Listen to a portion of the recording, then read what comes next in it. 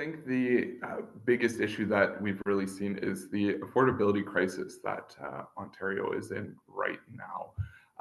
Successive governments, liberal, conservative, have just driven the costs through the roof while their friends get richer and richer. The middle class and lower class workers are, just working so hard to get by and just make the bare minimum to be able to put food on their table, have a roof over their heads. As a government, it's their job to protect that, and as the Green Party candidate, that's a big part of what we're hearing, and that's a big part of what we want to do to help build a brighter future for Ontario, is to bring down the cost of living in Ontario. And how will the Green Party do that? What's the plan to address cost?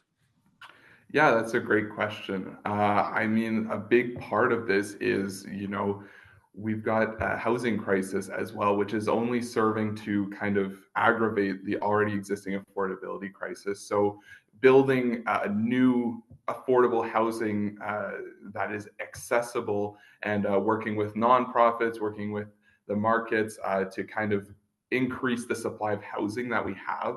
But also, we need to be looking at our existing laws and how it's kind of making it so that this generation cannot afford to be homeowners, or even rent. So we're going to be looking at reinstating rent control and talking about the rules around above guideline increases. Well, I've been knocking on doors with my team all 10 days of the campaign. So when I tell you what we hear at the doors, it's not some political spin of what you'd love to be hearing about.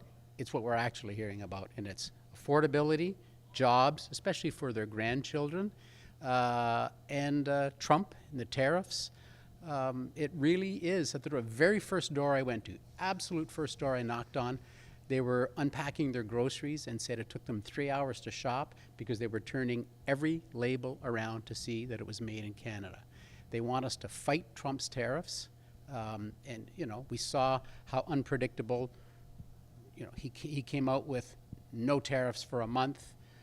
Later it was tariffs immediately. Then he canceled the tariffs again. This morning he's putting tariffs back on steel. So the only thing that's going to be predictable for the next 4 years is that Trump will be unpredictable. So it's really important that we have a 4-year term that lines up with Trump's 4-year terms. We've seen that this is what it's going to be all about. Look, I'm door to door. No matter what anybody tells you, I can tell you all they want to talk about are their kids' jobs, affordability.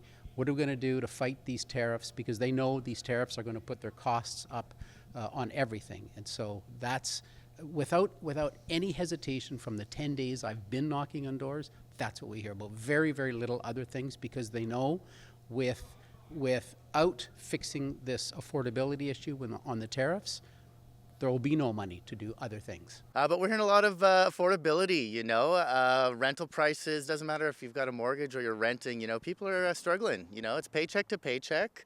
And, I know when I first started renting a few years ago in the area, you can get a decent apartment for much less than $1,000. And you can't anymore, right? Everything's at least over $1,000, for a room even, right? And that's not how it was when I was going to school. What will the NDP do to alleviate that? So the party itself, it has some policies in place. They're bringing back some rental caps for folks on assistance like ODSP. They're planning to double that paycheck that comes out monthly. I know I've got family and friends on assistance as well in ODSP, and they say they're bringing about $1,000, right? And like I just said, you can't get a place in the area for less than $1,000, right? I think you're supposed to aim for about 25% of your income should go towards your housing or rent, right? And there's 125% of your paycheck going towards a place to live, right? When talking to people within the housing conversation, it's said often that governments don't build housing, private businesses do. So how do you bridge that gap between government and private to get the houses built? Yeah, well, absolutely. Removing some red tape for sure. I don't think it's as easy as private versus public, right? There is that in between. We need some transitional housing. We need some rent geared to income housing, but also we need to get rid of the red tape to allow people to build houses, you know, if they have the means to do so, right? And I think less and less folks in the area have the means to do so, right? You know, so the conversation also needs to include rental, right? You know, it's not just building houses, you know, it's making houses affordable for people to live, right?